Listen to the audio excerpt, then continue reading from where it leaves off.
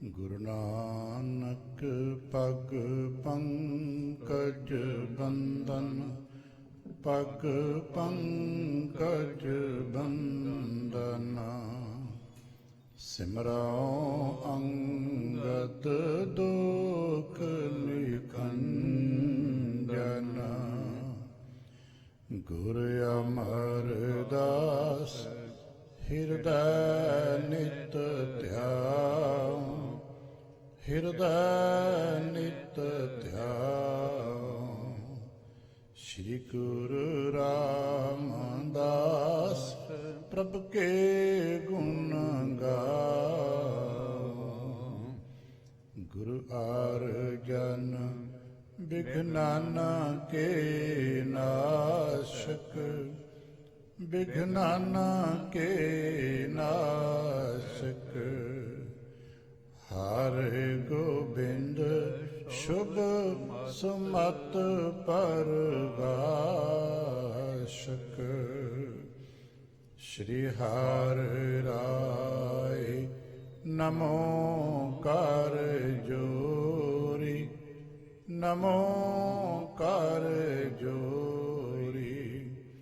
ਸ਼੍ਰੀ ਹਰਿ ਕਿਸ਼ਨ ਮਨਾਏ ਬਹੋਰੀ, ਗੁਰੂ ਤੇਗ ਬਹਾਦਰ ਪਰਮ ਕਿਰਪਾਲਾ, ਪਰਮ ਕਿਰਪਾਲਾ। ਸ਼੍ਰੀ ਗੁਰੂ ਗੋਬਿੰਦ ਸਿੰਘ ਵਿਸ਼ਾਲਾ, ਤਰਉ ਤਰਾ ਤਰ ਪੁਨ ਪੁਨ ਸੀਸਾ, ਜੀ ਪੁਨ ਪੁਨ ਸੀਸਾ। ਬੰਦਉ ਬਾਰ ਬਾਰ ਜਗਦੀਸ਼ਾ, ਯਾ ਮਹਿ ਅੰਮ੍ਰਿਤ ਗਿਆਨ ਹੈ, ਮਾਣਕ ਭਗਤ ਬੈਰਾਗ। ਸ੍ਰੀ ਗੁਰੂ ਗ੍ਰੰਥ ਸਾਹਿਬ ਜੀ ਉਦਧ, ਬੰਦਉ ਕਰ ਅਨੁਰਾਗ। ਏਕ ਓੰਕਾਰ ਸਤਿਗੁਰੂ ਤੇ ਪ੍ਰਸਾਦ ਸਚ ਹੋਏ। ਵਾਹਿਗੁਰੂ ਜੀ ਕੀ ਫਤਿਹ ਹੈ, ਬਿਘਨ ਬਿਨਾਸਨ ਸੋਏ। ਵਾਹਿਗੁਰੂ ਜੀ ਕੀ ਫਤਿਹ ਹੈ, ਬਿਘਨ ਬਿਨਾਸਨ ਸੋਏ। ਸਤਿਨਾਮ ਸ੍ਰੀ ਵਾਹਿਗੁਰੂ ਸਾਹਿਬ ਜੀ। ਕੈਸੇ ਕੁਸ਼ਟ ਜੁਗਤ ਅਸ ਹੋਵਤ, ਘਰ ਪਗ ਬਿਨ ਕੇ ਘਰ ਪਗ ਜੋਵਤ। ਨਹਿ ਨਿਹਚੈ ਚਿਤ ਆਵਤ ਮੋਹੀ, ਅਗ ਕੀ ਸੰਕਾ ਹੈ ਵਿੱਚ ਤੋਹੀ। ਕੈਸੇ ਕੁਸ਼ਟ ਜੁਗਤ ਅਸ ਹੋਵਤ। ਵਾਹਿਗੁਰੂ ਜੀ ਕਾ ਖਾਲਸਾ, ਵਾਹਿਗੁਰੂ ਜੀ ਕੀ ਫਤਿਹ। ਸਤਿਗੁਰੂ ਪਾਤਸ਼ਾਹ ਸਾਹਿਬ ਜੀ ਦੇ ਪਾਵਨ ਦਰਬਾਰ ਦੀਆਂ ਹਾਜ਼ਰੀਆਂ ਭਰਦਿਆਂ ਗੁਰੂ ਪਾਤਸ਼ਾਹ ਸਾਹਿਬ ਜੀ ਦੇ ਆਪਣੇ ਹੀ ਨਿਜ ਪਾਵਨ ਸਰੂਪ ਸ਼ਬਦ ਨਾਲ ਚਿੱਤ ਲਾ ਕੇ ਜਦ ਆਪ ਸਾਵਧਾਨ ਤੇ ਇਕਾਗਰ ਚੀਤ ਹੋਏ ਜੁੜ ਮਿਲ ਬੈਠੇ ਹੋ, ਪਾਤਸ਼ਾਹ ਗੁਰਦੇਵ ਜੀ ਦੀਆਂ ਬੇਅੰਤ ਮਹਿਰਮਤਾਂ ਤੇ ਵਡਿਆਈਆਂ ਜੋ ਸਤ ਸੰਗਤ ਵਿੱਚ ਸਦਾ ਵਰਤਦੀਆਂ ਨੇ, ਆਪ ਉਹਨਾਂ ਦੇ ਸਾਂਝੀ ਤੇ ਧਾਰਨੀ ਹੋਏ ਹੋ। ਕਿਰਪਾਲਤਾ ਕਰਨਾ, ਆਪਣੇ ਨਿਰਮਲ ਹਿਰਦੇ ਚੋਂ ਅਰਦਾਸ ਕਰਨਾ ਜੋ ਗੁਰੂ ਪਾਤਸ਼ਾਹ ਸਾਹਿਬ ਜੀ ਰਹਿਮਤ ਕਰਨ, ਆਪਣੀ ਪਾਵਨ ਸਾਖੀ ਜੋ ਸਿੱਖਿਆ ਨਾਲ ਭਰਪੂਰ ਹੈ, ਤਿਸ ਦੀ ਵਿਚਾਰ, ਬੋਲਣ ਦਾ ਤਾਣ ਅਤੇ ਵਿਚਾਰ ਦਾ ਪ੍ਰਵਾਹ ਬਖਸ਼ਣ। ਇੱਕ ਵਾਰ ਆਸੀਸ ਦਿੰਦਿਆਂ ਅੰਮ੍ਰਿਤ ਦ੍ਰਿਸ਼ਟੀ ਪਾ ਕੇ ਜਪਣਾ ਜੀ ਸਤਨਾਮ ਸ੍ਰੀ ਵਾਹਿਗੁਰੂ। ਗਰੀਬ ਨਿਵਾਸ ਘਟ ਘਟ ਕੇ ਵਾਸੀ। ਸ੍ਰੀ ਅਕਾਲ ਪੁਰਖ ਵਾਹਿਗੁਰੂ ਜੀ ਦਾ ਕੋਟਾਨ ਕੋਟ ਸ਼ੁਕਰਾਨਾ ਹੈ ਜੋ ਪਾਤਸ਼ਾਹ ਸਾਹਿਬ ਜੀ ਨੇ ਕਿਰਪਾ ਕੀਤੀ ਹੈ। ਸੰਪੂਰਨ ਦਿਵਸ ਆਪਣੇ ਪਿਆਰ ਅਤੇ ਭਾਣੇ ਵਿੱਚ ਬਤੀਤ ਕਰਾਇਆ। ਸੰਧਿਆ ਕੇ ਸਮੇਂ ਆਪਣੇ ਸਜੇ ਹੋਏ ਦਰਬਾਰ ਦੀਆਂ ਹਾਜ਼ਰੀਆਂ ਭਰਨ ਦਾ ਇਹ ਸੁਭਾਗ ਸਮਾਂ ਬਖਸ਼ਿਸ਼ ਕੀਤਾ। ਅੰਮ੍ਰਿਤ ਵੇਲੇ ਤੋਂ ਪਾਤਸ਼ਾਹ ਜੀ ਨੇ ਜੋ ਸਾਨੂੰ ਬਖਸ਼ਿਸ਼ਾਂ ਨੇ ਨਿਵਾਜਿਆ ਸ਼੍ਰੀ ਮੁਖਵਾਕ ਦੇ ਰੂਪ ਵਿੱਚ, ਸਾਡਾ ਸਿੱਖ ਦਾ ਦਿਨ ਸ਼੍ਰੀ ਮੁਖਵਾਕ ਦੀ ਛਾਂ ਵਿੱਚ ਗੁਜ਼ਰਨਾ ਚਾਹੀਦਾ ਹੈ। ਜੇ ਸਿੱਖ ਦਾ ਦਿਨ ਸ਼੍ਰੀ ਮੁਖਵਾਕ ਦੀ ਛਾਂ 'ਚ ਗੁਜ਼ਰੇ ਤੇ ਆਹ ਦਿਨ ਸਮਝ ਲਓ ਸਰਲ ਹੋ ਗਿਆ, ਉਲਝਣਾਂ ਤੋਂ ਬਚ ਜਾਏਗਾ। ਕਿਉਂਕਿ ਵਿਘਨ ਵਿਨਾਸ਼ਨ ਸਭ ਦੁੱਖ ਨਾਸ਼ਨ, ਸਤਿਗੁਰ ਨਾਮ ਦ੍ਰਿੜਾਇਆ ਵਾਲੀ ਕਲਾ ਸ਼ਬਦ ਵਿੱਚ ਸਦਾ ਵਰਤਦੀ ਰਹਿੰਦੀ ਹੈ। ਤੇ ਜਿਹਦਾ ਅੱਜ ਸੌਖਾ ਹੋ ਗਿਆ ਕੱਲ ਵੀ ਸੌਖਾ ਹੋ ਜਾਏਗਾ। ਸਿਆਣੇ ਕਹਿੰਦੇ ਨੇ ਜਿਹਦਾ ਅੱਜ ਸਰਲ ਹੋ ਗਿਆ, ਸਰਲਤਾ ਨਾਲ ਅੱਜ ਦਾ ਦਿਨ ਜਿਹਨੇ ਕੱਟ ਲਿਆ ਕੱਲ ਕਾਮਯਾਬ ਹੋ ਜਾਏਗਾ। ਜੇ ਅਸੀਂ ਯਤਨ ਕਰਿਆ ਕਰੀਏ, ਜਿਹੜੇ ਬਾਣੀ ਪੜ੍ਹਨ ਵਾਲੇ ਆ, ਸਤ ਸੰਗਤ ਵਿੱਚ ਮੱਥਾ ਟੇਕਣ ਦੇ ਨਾਂ ਤੇ ਆਪਾਂ ਆਉਂਦੇ ਹਾਂ, ਜੋ ਸ਼੍ਰੀ ਮੁਖਵਾਕ ਸਾਨੂੰ ਮਿਲਦੇ ਨੇ, ਸਾਡੇ ਵਡੇਰਿਆਂ ਦੇ ਵੇਲੇ ਤੋਂ ਇੱਕ ਪਰੰਪਰਾ ਬਣ ਗਈ ਹੈ ਕਿ ਮੱਥਾ ਟੇਕਣ ਤੋਂ ਪਹਿਲਾਂ ਵਾਰ ਸਕਰੀਨ ਤੇ ਸਾਨੂੰ ਸ਼੍ਰੀ ਮੁਖਵਾਕ ਪੜ੍ਹਨ ਨੂੰ ਮਿਲਦਾ ਹੈ। ਉਸ ਨੂੰ ਠਹਿਰ ਕੇ 2 ਪਲ ਪੜ੍ਹ ਲਿਆ ਕਰੀਏ, ਸਮਝ ਕੇ ਵਿਚਾਰ ਲਿਆ ਕਰੀਏ। ਕੋਈ ਗੱਲ ਨਾ ਸਮਝ ਆਵੇ ਤੇ ਆਪਣੇ ਤੋਂ ਕਿਸੇ ਵੱਡੇ ਤੋਂ ਪੁੱਛ ਲਿਆ ਕਰੀਏ। ਬਸ ਇਹ 2-3 ਕੰਮ ਹੋ ਜਾਣ ਤੇ ਫਿਰ ਉਸ ਨੂੰ ਮੰਨਣਾ, ਇੰਪਲੀਮੈਂਟ ਕਰਨਾ, ਆਪਣੇ ਆਪ ਨੂੰ ਸ਼ਬਦ ਨਾਲ ਰਿਲੇਟ ਕਰਨਾ। ਇਹ ਦਾਵਾ ਨਹੀਂ ਕਿ 100% ਅਸੀਂ ਕਰਾਂਗੇ, ਜਿਤਨਾ ਹੋ ਸਕੇ ਵੱਧ ਤੋਂ ਵੱਧ ਉਹਦੇ ਆਧਾਰ ਤੇ ਜੀਵਨ ਜਿਉਣਾ। ਤੇ ਜੇ ਇੰਨਾ ਕੀ ਹੀ ਕਰਦਾ ਰਹੇ ਵਿਅਕਤਿਤਵ, ਤੇ ਜਿਨੇ ਹਰ ਰੋਜ਼ ਕਿਸੇ ਬੂਟੇ ਦੀ ਜੜ 'ਚ ਪਾਣੀ ਪਾਉਂਦੇ ਰਹੀਏ ਨਾ, ਤੇ ਜਦੋਂ ਮੌਕਾ ਆਏਗਾ, ਬਹਾਰ ਆਏਗੀ, ਫੁੱਲ ਖਿੜੇਗਾ। ਇਵੇਂ ਹੀ ਜੇ ਅਸੀਂ ਹਰ ਰੋਜ਼ ਗੁਰ ਸ਼ਬਦ ਦੀ ਇੰਨੀ ਕੁ ਵਿਚਾਰ ਵੀ ਹਿਰਦੇ 'ਚ ਵਸਾਉਂਦੇ ਰਹੇ ਤੇ ਫਿਰ ਸਮਾਂ ਆਏਗਾ ਸਾਡੇ ਜੀਵਨ ਤੇ ਬਹਾਰ ਆਏਗੀ, ਫੁੱਲ ਖਿੜੇਗਾ ਧਰਮ ਦਾ, ਫਲ ਮਿਲੇਗਾ ਗਿਆਨ ਦਾ। ਉੱਤੇ ਟਿਕ ਸਕੀਏ, ਆਪਣੇ ਗੁਰੂ ਤੇ ਭਰੋਸਾ ਬਣ ਸਕੇ, ਗੁਰੂ ਸਾਹਿਬ ਦੇ ਪ੍ਰਤੀ ਵਿਸ਼ਵਾਸ ਸਾਡਾ ਗਹਿਰਾ ਹੋ ਸਕੇ। ਅੱਜ ਉਹ ਸਾਖੀ ਪ੍ਰਸੰਗ ਅਸੀਂ ਰੋਜ਼ਾਨਾ ਪਰੰਪਰਾ ਦੇ ਨਾਲ ਜੁੜੇ ਹੋਏ ਪੁਰਾਣੇ ਵਕਤ ਤੋਂ ਪੜ੍ਹਦੇ ਸੁਣਦੇ ਆ ਰਹੇ। ਸ਼ਾਇਦ ਆਪ ਨੂੰ ਪਤਾ ਹੋਵੇਗਾ ਇਹ ਪ੍ਰਸੰਗਾਵਲੀ ਜੋ ਗੁਰੂ ਇਤਿਹਾਸ ਸਾਖੀਆਂ ਪੜ੍ਹਨ ਤੇ ਸੁਣਨ ਦੀ ਪਰੰਪਰਾ ਹੈ, ਸ਼੍ਰੀ ਖਡੂਰ ਸਾਹਿਬ ਤੋਂ ਆਰੰਭ ਹੋਈ ਹੈ। ਜਦੋਂ ਗੁਰੂ ਅੰਗਦ ਦੇਵ ਮਹਾਰਾਜ ਜੀ ਨੇ ਸਿੱਖ ਸੰਗਤਾਂ ਵਿੱਚ ਬੈਠਾ ਕੇ ਜਗਤ ਗੁਰੂ ਨਾਨਕ ਪਾਤਸ਼ਾਹ ਸਾਹਿਬ ਦੀਆਂ ਸਾਖੀਆਂ ਸੁਣਨੀਆਂ ਆਰੰਭ ਕੀਤੀਆਂ, ਉਦੋਂ ਤੋਂ ਲੈ ਕੇ ਅੱਜ ਤੱਕ ਅਸੀਂ ਸੀਨਾ ਬਸੀਨਾ ਹੌਲੀ ਹੌਲੀ ਚੱਲਦੇ ਅੱਜ ਦੇ ਦਿਨ ਦੀ ਹਾਜ਼ਰੀ ਭਰਨ ਦਾ ਸੁਭਾਗ ਮਿਲਿਆ। ਕੱਲ ਅਸੀਂ ਵਾਚ ਰਹੇ ਸਾਂ, ਆਪਣੇ ਮਨ ਬਿਰਤੀਆਂ ਉੱਥੇ ਲੈ ਜਾਈਏ ਜਿੱਥੇ ਅੱਜ ਦੁੱਖ ਭੰਜਨੀ ਸਾਹਿਬ ਹੈ। ਸ਼੍ਰੀ ਅੰਮ੍ਰਿਤਸਰ ਸਾਹਿਬ ਜੀ ਵਿਖੇ ਅੰਮ੍ਰਿਤ ਸਰੋਵਰ ਦੇ ਕਿਨਾਰੇ ਦਾ ਉਹ ਮੁਕਾਮ ਜਿਸ ਨੂੰ ਹਰ ਸਿੱਖ ਸ਼ਰਧਾਵਾਨ ਜਾਣਦਾ ਹੈ। ਉਹਦੀ ਕੋਸ਼ਿਸ਼ ਹੁੰਦੀ ਹੈ ਕਿ ਮੈਂ ਬਹੁਤਾ ਨਹੀਂ ਤੇ ਜਦੋਂ ਕਿਤੇ ਦਰਬਾਰ ਸਾਹਿਬ ਜਾਵਾਂ, ਨਹੀਂ ਤੇ ਬਹੁਤਾ ਨਹੀਂ ਤੇ ਜ਼ਿੰਦਗੀ 'ਚ ਇੱਕ ਵਾਰ ਤੇ ਦੁੱਖ ਭੰਜਨੀ ਸਾਹਿਬ ਦੀ ਇਸ਼ਨਾਨ ਕਰ ਹੀ ਰਵਾਂ। ਯਤਨ ਕਰਿਆ ਕਰੀਏ, ਜਦੋਂ ਕਿਤੇ ਵਕਤ ਮਿਲੇ ਦਰਬਾਰ ਸਾਹਿਬ ਜਾਈਏ, ਅੰਮ੍ਰਿਤ ਸਰੋਵਰ 'ਚ ਇਸ਼ਨਾਨ ਕਰਨ ਦਾ ਸੁਭਾਗ ਮੰਗਿਆ ਕਰੀਏ ਮਹਾਰਾਜ ਤੋਂ। ਮੰਗਦੇ ਹਾਂ ਰੋਜ਼ ਅਰਦਾਸ ਵਿੱਚ, ਉਸ ਨੂੰ ਕਿਤੇ ਯਤਨ ਸਮਾਂ ਮਿਲੇ ਸਫਲਾ ਕਰਿਆ ਕਰੀਏ। ਉਹਦੀ ਉਸ ਵਕਤ ਦੀ ਗਾਥਾ ਸਾਨੂੰ ਦੱਸੀ ਜਾ ਰਹੀ ਹੈ ਜਦੋਂ ਅਜੇ ਇਹ ਪ੍ਰਗਟਾਵੇ 'ਚ ਨਹੀਂ ਆਇਆ। ਨਿਸ਼ਾਨ ਤੀਸਰੇ ਪਾਤਸ਼ਾਹ ਸਾਹਿਬ ਨੇ ਲਵਾ ਦਿੱਤਾ ਸੀ। ਚੌਥੇ ਪਾਤਸ਼ਾਹ ਧੰਨ ਗੁਰੂ ਰਾਮਦਾਸ ਸਾਹਿਬ ਮਹਾਰਾਜ ਨੇ ਕਿਰਪਾ ਕਰਕੇ ਨਿਸ਼ਾਨਦੇਹੀ ਕਰ ਦਿੱਤੀ ਸੀ। ਥੋੜ੍ਹੀ ਜਿਹੀ ਕਾਰ ਕਢਾ ਕੇ ਫਿਰ ਹੋਰ ਨਾਲ ਨਗਰ ਵਸਾਣ ਦੇ ਆਹਰ 'ਚ ਲੱਗ ਗਏ।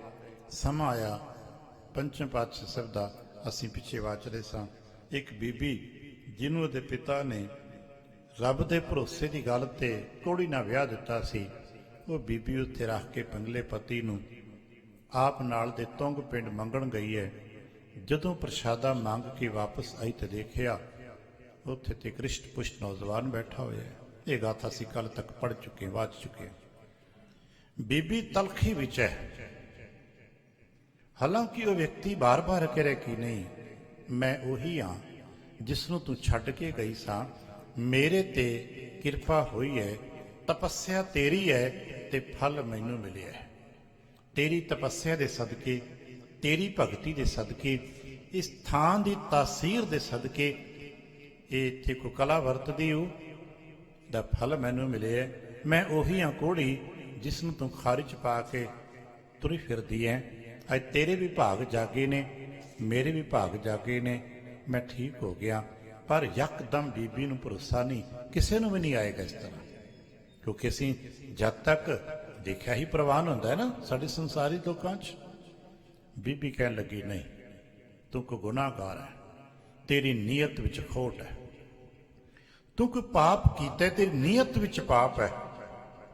ਹੋ ਸਕਦਾ ਤੂੰ ਸਾਨੂੰ ਜਾਣਦਾ ਹੋਵੇਂ, ਸਾਡੀ ਗਰੀਬੀ ਤੇ ਸਾਡੀ ਮਜਬੂਰੀਆਂ ਦਾ ਨਾਜਾਇਜ਼ ਫਾਇਦਾ ਉਠਾਉਣਾ ਚਾਹੁੰਦਾ ਹੋਵੇ। ਹੋ ਸਕਦਾ ਤੂੰ ਮੇਰੀ ਮਜਬੂਰੀਆਂ ਦਾ ਫਾਇਦਾ ਉਠਾ ਕੇ ਮੇਰੀ ਗਰੀਬੀ ਦਾ, ਮੇਰੇ ਹਾਲਾਤ ਦਾ ਤੂੰ ਗਲਤ ਫਾਇਦਾ ਉਠਾਉਣਾ ਚਾਹਨਾ ਹੈ। ਤੂੰ ਮੇਰੇ ਲਾਚਾਰ ਪਤੀ ਨੂੰ ਮਾਰ ਦਿੱਤਾ ਹੋਵੇ, ਤੂੰ ਸ਼ਾਇਦ ਕੋਈ ਗੁਨਾਹਗਾਰ ਹੈ। ਮੈਨੂੰ ਤੇਰੇ ਵਿੱਚੋਂ, ਤੇਰੇ ਕਰਤੱਵ ਦੇ ਵਿੱਚੋਂ ਕਿਸੇ ਪਾਪ ਦੀ ਬੋਹ ਹੁੰਦੀ ਹੈ, ਕਿਸੇ ਪਾਪ ਦੀ ਸ਼ੰਕਾ ਉੱਠਦੀ ਹੈ। ਮੇਰਾ ਮਨ ਅਜੇ ਨਹੀਂ ਮੰਨਦਾ। ਇੱਥੋਂ ਅੱਜ ਗੱਲ ਆਰੰਭ ਕਰਦੇ ਹਾਂ। ਉਹਨਾਂ 'ਚ ਬਹਿਸ ਹੋ ਰਹੀ ਹੈ।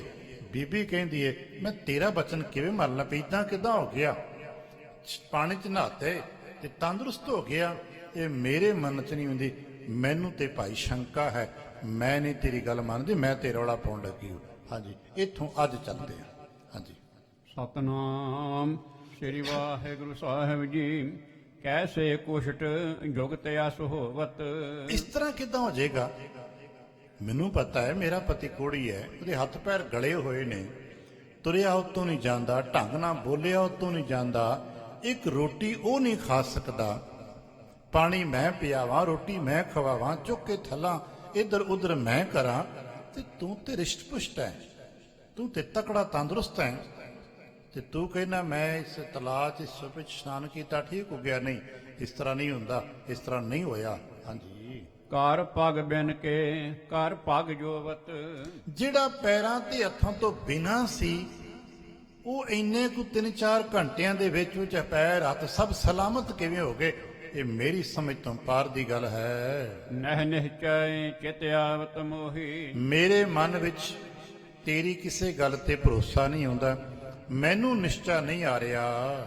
ਅਗ ਕੀ ਸ਼ੰਕਾ ਹੈ ਵਿੱਚ ਤੋਹੀ। ਮੇਰੇ ਅੰਦਰ ਤੇਰੇ ਬਾਰੇ ਇੱਕ ਖਿਆਲ ਉਪਜ ਰਿਹਾ ਹੈ ਕਿ ਤੂੰ ਪਾਪੀ ਹੈ, ਤੂੰ ਗੁਨਾਹ ਕੀਤਾ ਹੈ, ਤੇਰੇ ਵਿੱਚ ਮੈਨੂੰ ਪਾਪ ਦੀ ਝਲਕ ਪੈ ਰਹੀ ਹੈ। ਜੇ ਕਰ ਮੇਰੋ ਪਤੀ ਮਰ ਗਇਓ। ਇਹ ਸੁਣਦਾ, ਫਿਰ ਅਗਰ ਤੂੰ ਕੋਈ ਪਾਪ ਕੀਤਾ ਹੀ ਨਾ, ਤੇ ਜੇ ਤੇਰੇ ਕਰਕੇ ਮੇਰਾ ਪਤੀ ਚੜ੍ਹਾਈ ਕਰ ਗਿਆ, ਜਾਂ ਤੂੰ ਉਸ ਨੂੰ ਕਿਸੇ ਕਾਰਨ, ਕਿਸੇ ਵਜ੍ਹਾ, ਕਿਸੇ ਰੰਗ ਢੰਗ ਨਾਲ ਮਾਰ ਦਿੱਤਾ ਨਾ, ਨਹਿ ਜੀਵੋ ਨਿਜ ਪ੍ਰਾਣ ਨ ਹੋਇਓ। ਤੇ ਫਿਰ ਸੁਣ ਲਾ, ਜਿਉਂਦੀ ਮੈਂ ਵੀ ਨਹੀਂ ਰਹਿਣਾ, ਕਿਉਂਕਿ ਮੈਂ ਸੰਕਲਪਤ ਹਾਂ, ਭਾਰਤੀ ਹਾਂ। ਮੈਂ ਉਹ ਨਾਰੀਆਂ ਜੋ ਏਕਾ ਮੰਨ ਲਿਆ ਤੇ ਬਸ ਮੰਨ ਲਿਆ, ਤੇ ਜੇ ਕਿਸੇ ਕਾਰਨ ਵਜ੍ਹਾ ਕਰਕੇ ਮੇਰੇ ਪਤੀ ਦੇ ਪ੍ਰਾਣ ਹਾਨਨ ਹੋ ਗਏ, ਤੇ ਫਿਰ ਜੀਵਿਤ ਮੈਂ ਵੀ ਨਹੀਂ ਹੋ ਰਹਿਣਾ। ਤੋਹੇ ਗਹਾਏ ਆਪ ਮਰ ਜਾਉ। ਪਰ ਇੱਕ ਹੋਰ ਸੁਣ ਲਾ, ਮੈਂ ਕਾਇਰ ਵੀ ਨਹੀਂ ਹਾਂ ਕਿ ਇੱਥੇ ਡੁੱਬ ਕੇ ਮਰ ਜਾਊਂਗੀ। ਤੈਨੂੰ ਫੜਾ ਕੇ ਸਰਕਾਰ ਕੋਲ, ਤੈਨੂੰ ਲੋਕਾਂ ਕੋ ਨਿਆਂ ਵਾਸਤੇ ਤੈਨੂੰ ਪਕੜਾ ਕੇ ਫਿਰ ਮਰੂੰਗੀ। ਨਹਿ ਪਰ ਪੁਰਖ ਅੰਗ ਸੰਗ ਲਾਉ। ਕਿਉਂਕਿ ਮੈਂ ਪਰ ਪੁਰਖ ਦਾ ਸੰਗ ਨਹੀਂ ਕਰ ਸਕਦੀ। ਇਤਿਆਦ ਕੀ ਉੱਚੇ ਬਚਨ ਟੇਰਤ। ਹੁਣ ਏਦਾਂ ਬੋਲਦੀ ਬੋਲਦੀ ਉਹ ਉੱਚੀ ਉੱਚੀ ਬੋਲਣ ਲੱਗ ਪਈ ਹੈ ਕਿ ਜਿਵੇਂ ਆਪਸੀ ਕਈ ਰੌਲਾ ਪਾਉਣ ਲੱਗ ਪੈਂਦੀ, ਬਚਾਓ ਬਚਾਓ, ਮੇਰੇ ਨਾਲ ਧੱਕਾ ਹੋ ਗਿਆ। ਇਹੋ ਜਿਹਾ ਉਹਨੇ ਰੌਲਾ ਪਾਉਣਾ ਸ਼ੁਰੂ ਕਰ ਦਿੱਤਾ ਹੈ। ਸੁਣ ਗਣ ਲੋਕ ਮਿਲੇ ਤਿਨ ਹੇਰਤ। ਜਦੋਂ ਉਹਨੇ ਬੀਬੀ ਨੇ ਉੱਚੀ ਉੱਚੀ ਪੁਕਾਰ ਕੀਤੀ, ਕਿਉਂਕਿ ਇਹ ਆਖਰ ਸ੍ਰੀ ਅੰਮ੍ਰਿਤਸਰ ਸਾਹਿਬ ਦੀ ਜੂਹ ਤੋਂ ਬਹੁਤਾ ਦੂਰ ਤੇ ਨਹੀਂ ਹੈ ਨਾ, ਹੈ ਤੇ ਆਲੇ ਦੁਆਲੇ ਬਹੁਤ ਥੋੜੀ ਦੂਰ ਨਗਰ ਜਿਹੜੀ ਨਵੀਂ ਆਬਾਦੀ ਵਸੀ ਹੋਈ ਹੈ। ਕਿਉਂਕਿ ਬੇਰੀਆਂ ਦਾ ਜੰਗਲ ਜਿਹਾ ਸੀ, ਝੰਗੀਆਂ ਸੀ। ਇਹ ਠੀਕ ਹੈ ਕਿ ਆਉਣ ਜਾਣ ਤੇ ਇੱਕ ਦੂਜੇ ਨੂੰ ਝਾੜੀਆਂ ਕਰਕੇ ਬਹੁਤੀ ਝਲਕਾਂ ਨਹੀਂ ਸਨ ਆਉਂਦੀਆਂ, ਪਰ ਆਵਾਜ਼ਾਂ ਤੇ ਗੂੰਜਦੀਆਂ ਨੇ ਨਾ। ਤੇ ਜਦੋਂ ਇਸ ਬੀਬੀ ਨੇ ਉੱਚੀ ਪੁਕਾਰਿਆ ਤੇ ਆਲੇ ਦੁਆਲੇ ਜੋ ਥੋੜ੍ਹ ਸੰਗਤਾਂ ਦੇ ਕੋਈ ਲੋਕ ਸਨ ਜੋ ਹੋਰ ਕਿਸੇ ਕਾਰਨ ਇੱਧਰ ਵਿਚਰਦੇ ਸਨ, ਕੁਝ ਲੋਕ ਇਕੱਠੇ ਹੋ ਗਏ। ਦੋਨੋਂ ਨਿਜ ਨਿਜ ਬਿਰਥਾ ਸੁਣਾਈ। ਜਦੋਂ 2-4-10 ਸਿਆਣੇ ਬੰਦੇ ਇਕੱਠੇ ਹੋਏ, ਉਹਨਾਂ ਪੁੱਛਿਆ ਵੀ ਕਿਉਂ ਝਗੜਦੇ ਪਏ ਹੋ, ਇਹ ਰੌਲਾ ਕਾਹਦਾ ਪਾਇਆ ਜੇ? ਤੇ ਫਿਰ ਦੋਨਾਂ ਨੇ ਆਪਣੀ ਆਪਣੀ ਗੱਲ ਉਹ 4 ਬੰਦੇ ਜਿਹੜੇ ਇਕੱਠੇ ਹੋ ਗਏ ਉਹਨਾਂ ਨੂੰ ਸੁਣਾਈ। ਸੁਣ ਕਰਕੇ ਨਾ ਸਮਝ ਨਾ ਰਿਆਈ। ਤੇ ਹੁਣ ਸਾਡੇ ਤੁਹਾਡੇ ਵਰਗੇ ਆਮ ਜੀ, ਉਹਨਾਂ ਦੇ ਵੀ ਸਿਰੋਂ ਤੋਂ ਪਾਰ ਦੀ ਗੱਲ, ਬੀਬੀ ਵੀ ਸੱਚੀ ਲੱਗਦੀ ਹੈ ਔਰ ਉਹ ਭਾਈ ਵੀ ਸੱਚਾ ਲੱਗਦਾ ਹੈ, ਕਿਉਂਕਿ ਉਹ ਵੀ ਤਰਲਾ ਕਰਕੇ ਕਹਿੰਦਾ ਕਿ ਮੈਂ ਪਾਪ ਨਹੀਂ ਕੀਤਾ, ਮੈਂ ਰੱਬ ਦਾ ਵਾਸਤਾ ਗੁਨਾਹ ਨਹੀਂ ਕੀਤਾ, ਮੈਂ ਸੱਚਾ ਹਾਂ। ਤੇ ਬੀਬੀ ਵੀ ਕਹੀ ਜਾਂਦੀ ਹੈ ਕਿ ਮੈਂ ਸੱਚੀ ਹਾਂ, ਮੇਰਾ ਪਤੀ ਤੇ ਕੁੜ ਨਾਲ ਭਰਿਆ ਪਿਆ ਸੀ, ਇੰਨਾ ਤੰਦਰੁਸਤ ਕਿਵੇਂ ਹੋ ਗਿਆ? ਇਹ ਗੱਲ ਉਹਨਾਂ ਜੀਆਂ ਦੇ ਜੋ ਲੋਕ ਇੱਥੇ ਇਕੱਠੇ ਹੋਏ ਸਨ, ਕਿਸੇ ਦੀ ਸਮਝ ਨਾ ਆਈ। ਤਬ ਸਭਨ ਤਿਨ ਕੋ ਸਮਝਾਵਾ। ਜਦੋਂ ਗੱਲ ਉਹਨਾਂ ਮਨੁੱਖਾਂ ਦੇ ਬੰਦਿਆਂ ਦੀ ਸਮਝ ਨਾ ਆਈ ਤੇ ਉਹਨਾਂ ਨੇ ਇੱਕ ਗੱਲ ਸਮਝ ਲਈ ਵੀ ਇਹ ਗੱਲ ਜੋ ਕੁਝ ਵੀ ਵਰਤਿਆ ਏ ਸਾਡੇ ਤੁਹਾਡੇ ਜੀਆਂ ਦੀ ਸਮਝ ਤੋਂ ਪਾਰ ਦੀ ਗੱਲ ਹੈ। ਤੇ ਸਿਆਣੇ ਕਹਿਣ ਲੱਗੇ ਭਾਈ ਇੱਕ ਕੰਮ ਹੈ, ਇੱਕ ਬਾਕੀ ਗੱਲ ਹੈ ਜਿਹੜੀ ਆਪਾਂ ਕਰ ਸਕਦੇ ਹਾਂ। ਉਹਨਾਂ ਗੱਲ ਸਮਝਾਈ। ਕਿਉਂ ਤੁਮ ਝਗੜੋ ਬਾਦ ਉਠਾਵਾ। ਇਹ ਠੀਕ ਹੈ ਕਿ ਤੁਹਾਡਾ ਝਗੜਾ ਹੋ ਜਿਹਾ ਹੈ, ਪਰ ਝਗੜਦੇ ਕਿਉਂ ਜੇ? ਕਿਉਂਕਿ ਇਹਦੇ ਤੁਸੀਂ ਦੋਨੋਂ ਸੱਚੇ ਹੋ ਤੇ ਝਗੜਾ ਕੀਤਿਆਂ ਬੋਲ ਬੁਲਾਰਾ ਕੀਤਿਆਂ ਤੇ ਫੈਸਲਾ ਹੋਣਾ ਕੋਈ ਨਹੀਂ। ਜਾਂ ਤੇ ਭਈ ਇੱਕ ਜਣਾ ਮੰਨ ਜਾਏ, ਤੇ ਜਦੋਂ ਦੋਨੋਂ ਮੰਨਦੇ ਨਹੀਂ ਹੋ ਤੇ ਬਹਿਸਾਂ ਮੁਬਾਸਾਂ ਕੀਤਿਆਂ ਤੇ ਗੱਲ ਬਣਨੀ ਕੋਈ ਨਾ। ਅਪਰ ਨਾ ਕਰ ਹੈ ਨਿਆਉ ਤੁਮਾਰਾ। ਤੇ ਸਾਨੂੰ ਸਮਝ ਆਂਦਾ ਵੀ ਜਿਵੇਂ ਤੁਹਾਡਾ ਮਸਲਾ ਏ, ਇਸ ਮਸਲੇ ਦਾ ਫੈਸਲਾ ਕੋਈ ਸਧਾਰਨ ਬੰਦਾ ਨਹੀਂ ਕਰ ਸਕਦਾ, ਕਿਉਂਕਿ ਤੀਜਾ ਬੰਦਾ ਗਵਾਹ ਕੋਈ ਨਹੀਂ ਜਿਸ ਨੇ ਵੇਖਿਆ ਹੋਵੇ ਵੀ ਤੂੰ ਕੋੜੀ ਛੱਡ ਕੇ ਗਈ ਸਾਂ, ਤੇ ਇਹਦਾ ਵੀ ਗਵਾਹ ਕੋਈ ਨਹੀਂ ਕਿ ਇਹ ਇੱਥੇ ਨਹਾ ਕੇ ਠੀਕ ਹੋ ਗਏ। ਤੁਹਾਡਾ ਗਵਾਹ ਤੇ ਕੋਈ ਵੀ ਨਹੀਂ ਹੈ ਨਾ।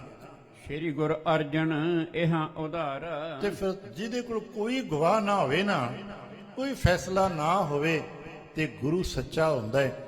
ਗੁਰੂ ਦਾ ਫੈਸਲਾ ਸਾਡੇ ਦਾ ਸੱਚਾ ਹੈ। ਇੱਥਾ ਥੋੜੀ ਦੂਰੀ ਆ ਜੋ ਆਬਾਦੀ ਨਜ਼ਰ ਆਉਂਦੀ ਹੈ ਨਾ, ਝੰਗੀਆਂ ਤੋਂ ਬਾਹਰ ਨਿਕਲੋ, ਤੁਹਾਨੂੰ ਇੱਥੇ ਕੁਝ ਨਵੇਂ ਘਰ, ਨਵੀਂ ਆਬਾਦੀ ਨਜ਼ਰ ਆਏਗੀ। ਇਹ ਆਬਾਦੀ ਹੈ ਸੱਚੇ ਪਾਤਸ਼ਾਹ ਪੰਚਮ ਸਾਹਿਬ ਸ੍ਰੀ ਗੁਰੂ ਅਰਜਨ ਦੇਵ ਮਹਾਰਾਜ ਜੀ ਕੀ। ਉਹਨਾਂ ਇੱਥੇ ਨਗਰ ਵਸਾਣਾ ਆਰੰਭ ਕੀਤਾ ਤੇ ਆਪਣੀ ਫਰਿਆਦ ਲੈ ਕੇ ਉੱਥੇ ਚਲੋ, ਤੁਹਾਡਾ ਫੈਸਲਾ ਸਤਿਗੁਰੂ ਕਰ ਸਕਦੇ ਹਨ। ਅੰਤਰਜਾਮੀ ਸੋ ਸਭ ਜਾਣ ਹੈ। ਕਿਉਂਕਿ ਗੁਰੂ ਅੰਤਰਜਾਮੀ ਹੈ। ਗੁਰੂ ਹੁੰਦਾ ਹੀ ਅੰਤਰਜਾਮੀ ਹੈ, ਜੋ ਹਰ ਇੱਕ ਦੇ ਹਿਰਦੇ ਦੀ ਜਾਣਦੇ ਹਨ। ਪਰ ਨਿਰਣੈ ਸਜ ਬਾਕ ਬਖਾਨ ਹੈ। ਆਪਣਾ ਮਸਲਾ ਤੁਸੀਂ ਉਹਨਾਂ ਦੇ ਅੱਗੇ ਰੱਖ ਦਿਓ ਤੇ ਉਹ ਨਿਰਣਾ ਕਰਕੇ ਜੋ ਬਚਨ ਕਹਿ ਦੇਣ ਉਹਨੂੰ ਸੱਤ ਕਰਕੇ ਮੰਨ ਲਓ। ਤਿਨ ਕੋ ਕਹਿਓ ਸਾਚ ਹੀ ਜਨੀਏ ਹੈ। ਕਿਉਂਕਿ ਗੁਰੂ ਸਦਾ ਸੱਚ ਹੀ ਬੋਲਦੇ ਨੇ ਤੇ ਗੁਰੂ ਕਾ ਬੋਲਿਆ ਬਚਨ ਸੱਤ ਹੁੰਦਾ ਹੈ। ਤੇ ਇੱਥੇ ਸੱਚਾ ਨਿਆਂ ਹੋਏਗਾ।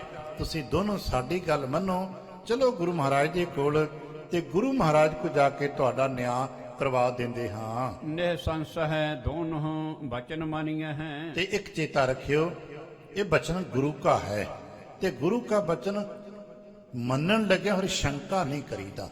ਕਿਉਂਕਿ ਜੇ ਗੁਰੂ ਕੇ ਬਚਨ ਵਿੱਚ ਸ਼ੰਕਾ ਆ ਜਾਏ ਤੇ ਫਿਰ ਕੋਈ ਫਲਾਦੇਸ਼ ਪ੍ਰਾਪਤ ਨਹੀਂ ਹੁੰਦਾ। ਜੇ ਤੂੰ ਕਹਿੰਦੀ ਹੈ ਕਿ ਤੂੰ ਕੋੜੀ ਛੱਡ ਕੇ ਗਈ ਹੈ, ਇਹ ਕਹਿੰਦਾ ਮੈਨੂੰ ਉਥੋਂ ਫਲ ਮਿਲਿਆ, ਤੇ ਫਿਰ ਦਾ ਮਤਲਬ ਉਹ ਕਲਾ ਵਰਤ ਰਹੀ ਹੈ। ਤੇ ਇਸ ਕਲਾ ਨੂੰ ਗੁਰੂ ਦੇਵ ਹੀ ਪ੍ਰਗਟ ਕਰ ਸਕਦੇ ਨੇ, ਤੇ ਗੁਰੂ ਕੇ ਬਚਨ ਨੂੰ ਸਤ ਕਰਕੇ ਜਾਣਿਓ। ਐਵੇਂ ਸੁਣ ਕੇ ਤ੍ਰਿਆ ਔਰ ਹੋ ਰਸਾਈ। ਇਹ ਬਚਨ ਜਦੋਂ ਉਸ ਬੀਬੀ ਨੇ ਸੁਣਿਆ, ਕਿਉਂਕਿ ਬੀਬੀ ਨੇ ਪਹਿਲਾਂ ਸੰਗਤ ਕੀਤੀ ਹੋ ਸੀ, ਬੀਬੀ ਨੇ ਗੁਰਬਾਣੀ ਸੁਣੀ ਸੀ, ਬੀਬੀ ਨੇ ਗੁਰੂ ਨਾਨਕ ਦੀ ਸੰਗਤ ਆ ਵਡੇਰਿਆਂ ਦੀ ਕੀਤੀ ਸੀ। ਉਸ ਸੰਗਤ ਵਿੱਚੋਂ ਹੀ ਤਾਂ ਬਾਣੀ ਪ੍ਰਾਪਤ ਹੋਈ ਸੀ। ਉਸ ਬਾਣੀ ਦੇ ਸਦਕੇ ਹੀ ਉਸ ਨੂੰ ਖਿਆਲ ਪੱਕਾ ਹੋਇਆ ਸੀ ਕਿ ਸਭਨਾ ਜੀਆਂ ਕਾ ਇੱਕ ਦਾਤਾ।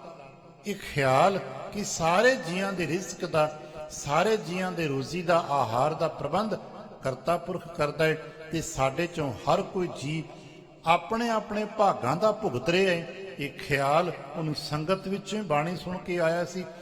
ਜਦੋਂ ਸਿਆਣਿਆਂ ਨੇ ਨਾਂ ਲਿਆ ਗੁਰੂ ਨਾਨਕ ਦਾ, ਨਾਂ ਲਿਆ ਗੁਰੂ ਅਰਜਨ ਦੇਵ ਦਾ, ਉਸ ਬੱਚੀ ਦੇ ਮਨ 'ਚ ਉਤਸ਼ਾਹ ਆ ਗਿਆ ਕਿ ਮੇਰਾ ਨਿਆਂ ਇੱਥੇ ਹੋ ਜਾਏਗਾ, ਮੈਨੂੰ ਕੋਈ ਸ਼ੰਕਾ ਨਹੀਂ, ਚਲੋ। ਤੇ ਇਹ ਗੱਲ ਉਸਨੇ ਭਾਈ ਨੇ ਵੀ ਸੁਣੀ, ਕਹਿਣ ਲੱਗੇ ਠੀਕ ਆ।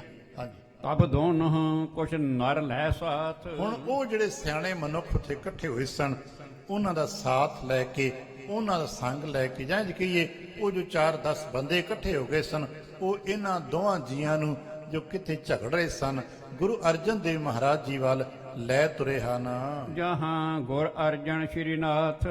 ਜਿੱਥੇ ਬੈਠੇ ਸਨ ਸਤਿਗੁਰੂ ਪੰਚਮ ਪਾਤਸ਼ਾਹ ਸਾਹਿਬ ਸ੍ਰੀ ਗੁਰੂ ਅਰਜਨ ਦੇਵ ਮਹਾਰਾਜ ਜੀ, ਹੁਣ ਇਹ ਸੰਗਤ ਤੇ ਜੀ ਉਹਨਾਂ ਦੋਵਾਂ ਜੀਆਂ ਨੂੰ ਉੱਥੇ ਲੈ ਪਹੁੰਚੇ। ਜੋਗੀ ਕੋ ਬਿਰਤਾਂਤ ਹੋਏ ਰਹਿਓ। ਕਿਉਂਕਿ ਉਹ ਸਮਾਂ ਉਹੀ ਸੀ ਅਜੇ ਜਿੱਥੇ ਜੋਗੀ ਦਾ ਪ੍ਰਸੰਗ ਵਾਪਰਿਆ ਸੀ, ਮਹਾ ਅਚੰਬਾ ਸਭ ਉਰ ਲਹਿਓ। ਜਿੱਥੇ ਇੱਕ ਬੜਾ ਵਿਚੰਬਿਤ ਗੱਲ, ਉਹ ਜੋਗੀ ਦੀ ਜੋ ਪਿੱਛੇ ਆਪਾਂ ਪ੍ਰਸੰਗ ਪੜਿਆ ਸੁਣਿਆ, ਜੋਗੀ ਦਾ ਸੰਵਾਦ ਹੋਇਆ ਸੀ ਜੋ ਸੰਤੋਖ ਸਰ ਦੇ ਮੁਕਾਮ ਤੋਂ ਪ੍ਰਾਪਤ ਹੋਇਆ।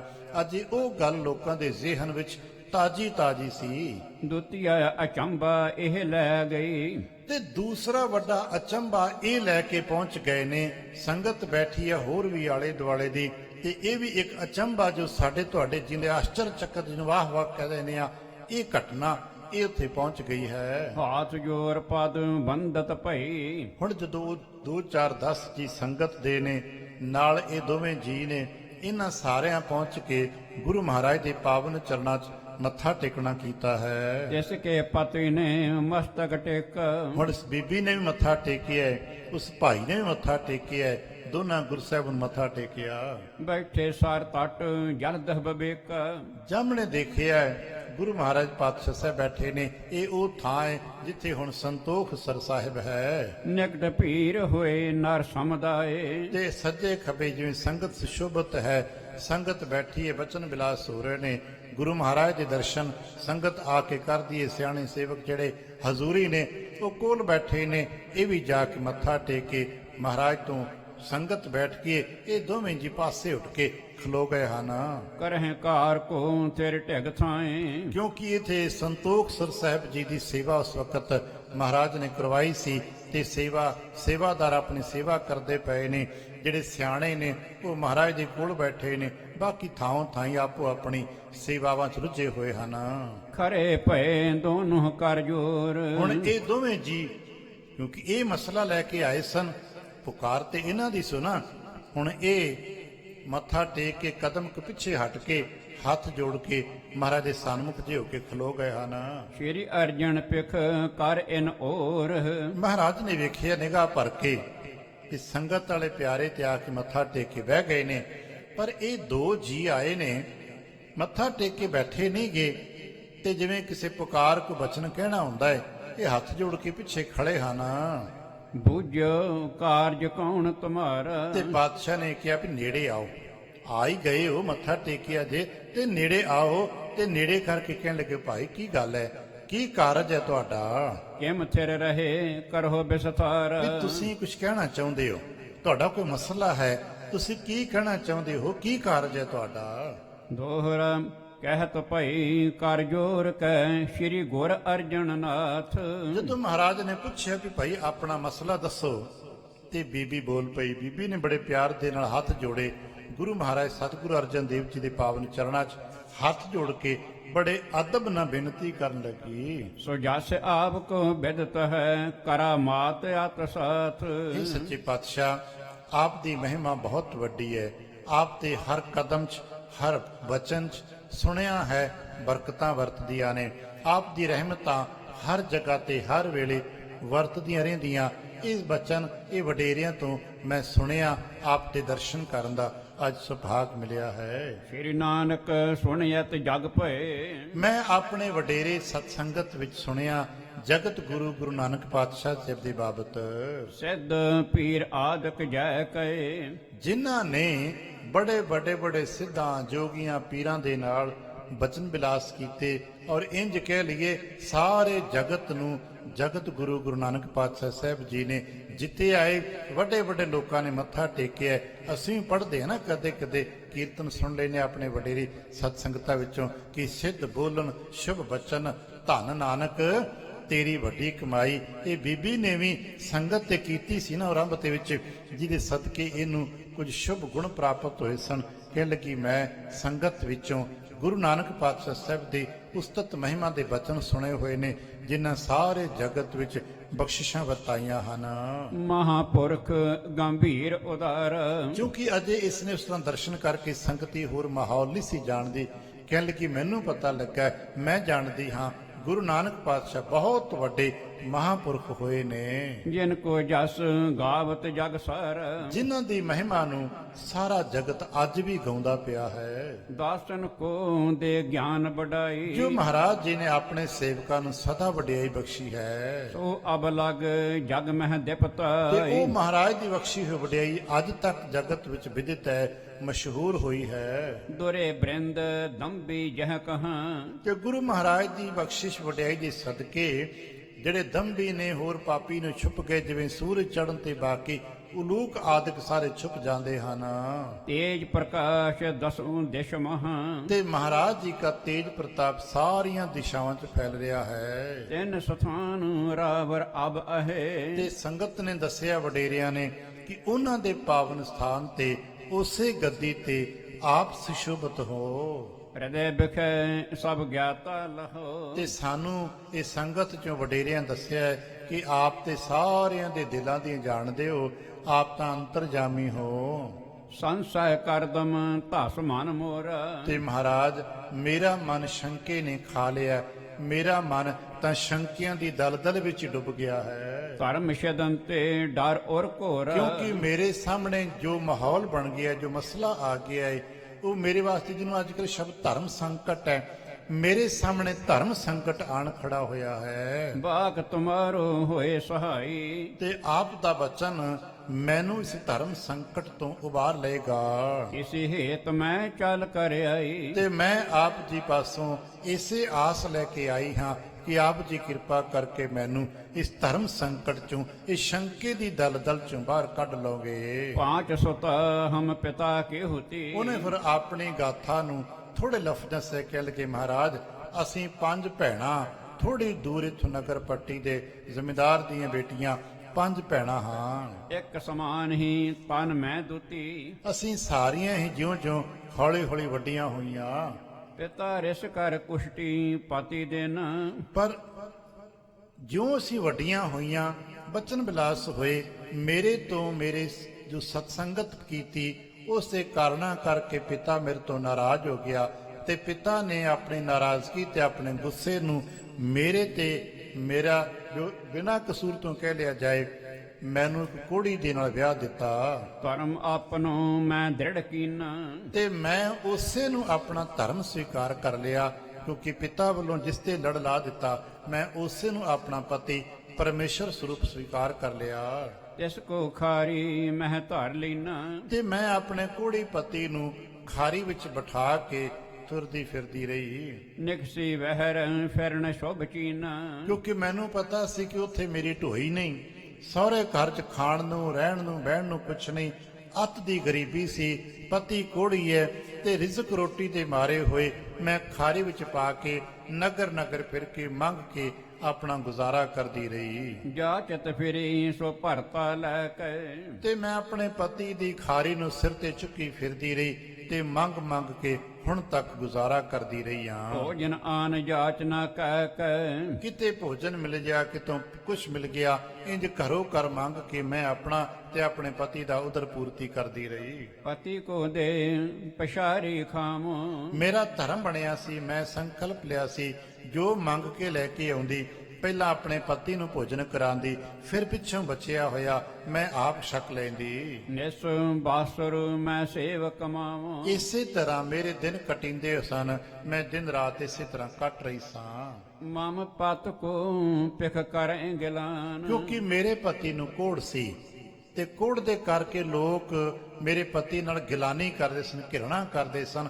ਕੋਈ ਸਾਨੂੰ ਸ਼ਹਿਰ 'ਚ ਰਹਿਣ ਨਹੀਂ ਸੀ ਦਿੰਦਾ, ਕਿਸੇ ਨਗਰ ਪਿੰਡ ਗਲੀ 'ਚ ਸਾਨੂੰ ਟਿਕਾਣਾ ਨਹੀਂ ਮਿਲਦਾ, ਕਿਉਂਕਿ ਕੋੜੀ ਤੋਂ ਤੇ ਹਰ ਕੋਈ ਨਫ਼ਰਤ ਕਰਦਾ ਹੈ ਨਾ, ਇਹ ਗਿਲਾਨੀ ਲੋਕ ਕਰਦੇ ਸਨ।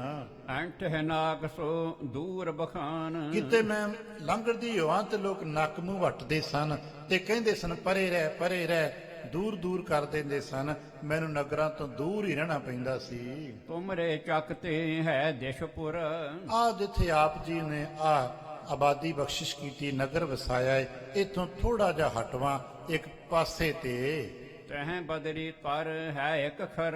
ਇੱਕ ਬੇਰੀ ਦਾ ਰੁੱਖ ਹੈ ਤੇ ਇੱਕ ਨਹੀਂ, ਉਹਦੇ ਆਲੇ ਦੁਆਲੇ ਹੋਰ ਬੇਰੀਆਂ ਨੇ, ਪਰ ਇੱਕ ਬੇਰੀ ਦਾ ਰੁੱਖ ਥੋੜਾ ਜਿਹਾ ਵੱਡਾ ਹੈ।